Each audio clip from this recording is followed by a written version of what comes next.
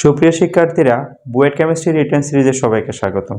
এই লেকচারে আমরা কভার করব তড়িৎ রসায়নের একটা প্রিভিয়াস কোয়েশ্চেন। 24-25 সালে এই প্রশ্নটা এসেছিল বুয়েটে। দেখো, ক্যাথোডে আয়রন রেখে নিকেল দ্বারা প্রলেপের জন্য 7 এম্পিয়ার তড়িৎ প্রবাহ 60 মিনিট ধরে চালানো হলে 10 সেন্টিমিটার স্কয়ার ক্ষেত্রফলে নিকেলের পুরুত্ব কত হবে? আচ্ছা, তো তাহলে দেখো, আমরা যে তড়িৎ বিশ্লেষণ করি, এই তড়িৎ বিশ্লেষণে একটা জিনিস দেখো, এই তড়িৎ বিশ্লেষণ সেল মনে করে, এটা তড়িৎ বিশ্লেষণ সেল। তো আমরা জানি এখানে কি থাকে, আমরা এখানে ব্যাটারি থেকে একটা ক্যাথোড আর একটা অ্যানোড নিয়ে আসি। আচ্ছা, এই প্লেটটা হচ্ছে কি মনে করো ক্যাথোড, এটা মনে করো অ্যানোড, ঠিক আছে? আচ্ছা, ওকে। তো তাহলে দেখো, এটা ব্যাটারি পজিটিভ এন্ড, এটা নেগেটিভ এন্ড, ঠিক আছে? সো বলা হচ্ছে এখানে নিকেল দ্বারা প্রলেপের জন্য ক্যাথোডে আমরা আয়রন রাখবো। আচ্ছা, মনে করো এটা আয়রনের প্লেট, এটা যে কোনো কিছু হইতে পারে, মনে করো এটা কার্বন বদাস কিছু। আচ্ছা, তাহলে এটা হচ্ছে অ্যানোড, এটা হলো অ্যানোড,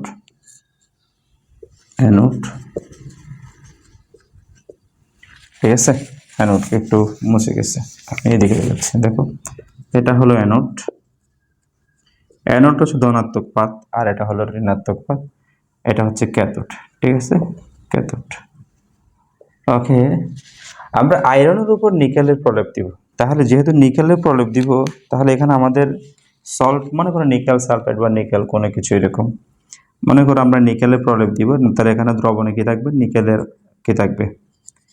নিকেলের আয়ন থাকবে, ঠিক আছে? মনে করো নিকেল সালফেট নিলাম, পদের কথা SO4 2-,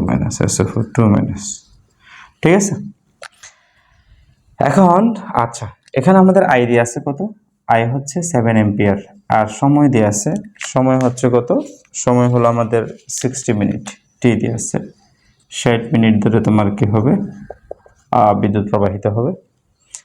10 সেন্টিমিটার ক্ষেত্রফল বিশিষ্ট এটার ক্ষেত্রফল হচ্ছে কত? এটার ক্ষেত্রফল হচ্ছে A =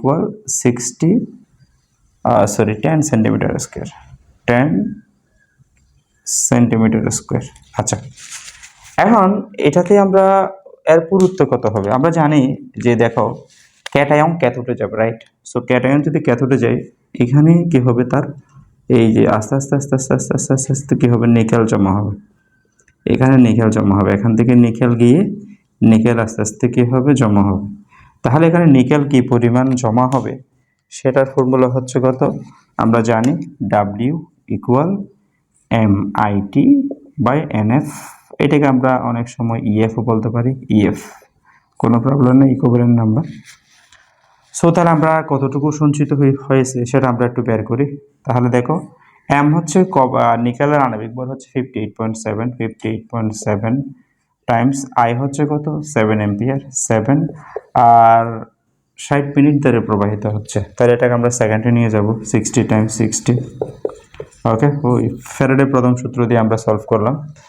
দেখো, এই এন হচ্ছে নিকেল 2+, যেহেতু এখানে যত প্লাস হবে, যেমন সোডিয়াম প্লাস হলে একটা, এন এর জায়গায় 1 হবে, নিকেল 2+, অ্যালুমিনিয়াম 3+, তখন এন এর জায়গায় কত হবে? 3 হবে, 2 হবে। আর এফ তো আমরা জানি 96,500 কুলম, রাইট?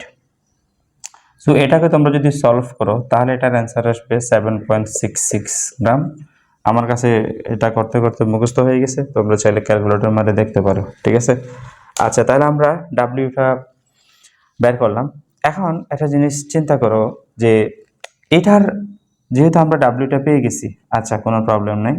এখন এটা ক্ষেত্রফলটা দিয়ে আছে, এটার আয়তনটা কত হবে? আমি যদি এটা পুরুত্বটাকে x ধরি, কত পুরুত্ব যদি কি হয় 1 সেন্টিমিটার হয়, তাহলে এটার আয়তন হবে কত? B = হবে কত? যেহেতু ক্ষেত্রফল 10 centimetre square, 10 centimetre square Times x centimetre, তাহলে ক্যালকুলেশন করলে 10x সেন্টিমিটার কিউব হবে। অ্যাকচুয়ালি এটার আয়তন হবে 10x সেন্টিমিটার কিউব। আচ্ছা, এটার আয়তনটা আমরা বের করলাম। এখন এটার আপেক্ষিক গুরুত্ব দিয়ে আছে, আপেক্ষিক গুরুত্ব হচ্ছে 1.4। তো আমরা আপেক্ষিক গুরুত্ব মানে কি? আপেক্ষিক গুরুত্ব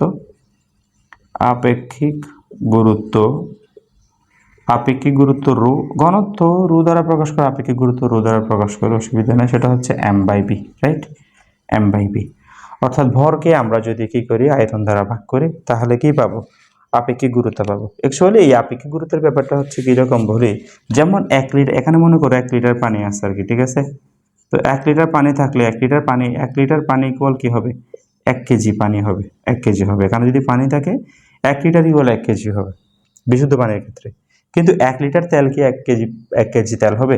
তাহলে এটা কিন্তু এরকম হবে না পানির ক্ষেত্রে। অর্থাৎ এটাকে আমরা 1 কেজি M/V, ভালো করে বুঝো, M/V 1/1 মানে হচ্ছে 1, 1 কেজি বাই হচ্ছে 1 লিটার।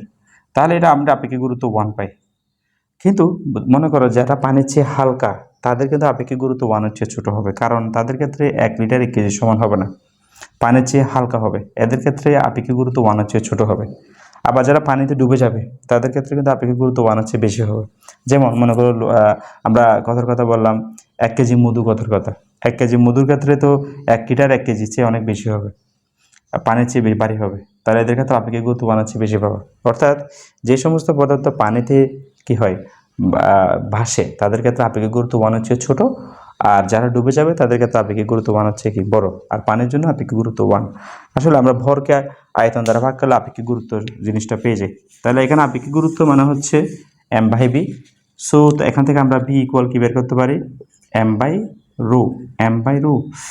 সো এটা আমরা M/m না বলে W বলি, তাহলে একটু ভালো হয়। W/V প্রদত্ত ভর বাই এটা। সো তাহলে V ইকুয়াল হবে কত, প্রদত্ত ভর বাই রো। অ্যাকচুয়ালি এটা তো এখন এই আয়তন এবং এই আয়তন তো সেম, তাহলে এখান থেকে আমরা কি লিখতে পারি, 10x ইকুয়াল বলতে পারি W হলো আমরা এখান থেকে কত বের করছি, কত 7.66, ঠিক আছে। আর এটা রো হলো কত, রো হলো এখানে আমাদের দিয়ে আছে 1.4। সো এখান থেকে x ইকুয়াল কত হবে ভাইয়েরা, তোমরা এখান থেকে বের করবা 547 আসবে, এত সেন্টিমিটার আসবে, ঠিক আছে। সলভ করে দেখো, তাহলে আমরা এই পাতের গুরুত্বটা পেয়ে গেলাম, ঠিক আছে। তো এই প্রশ্নটা আমরা বলবো এতটুকু পরিমাণ আমরা এইচএসসি লেভেলে যে কোনো ম্যাথের জন্য করি, W ইকুয়াল MIT/NFT। কিন্তু তারপর এরপর এটার পুরুত্ব বের করা, অ্যাকচুয়ালি এখানে এই বেজালটা অনেক ইম্পর্টেন্ট, কারণ এখানে আমরা পুরুত্ব x ধরে এটার আয়তনটা একভাবে বের করলাম, আবার আপেক্ষিক গুরুত্ব থেকেই আমরা আয়তনটা বের করলাম। দুইটা আয়তন তো সেম, এখান থেকে x এর ভ্যালুটা বের করা, ঠিক আছে। সো খুবই tricky question, I think solve করে দেখো, হ্যাঁ পারবে আশা করি। ধন্যবাদ সবাইকে, আসসালামু আলাইকুম।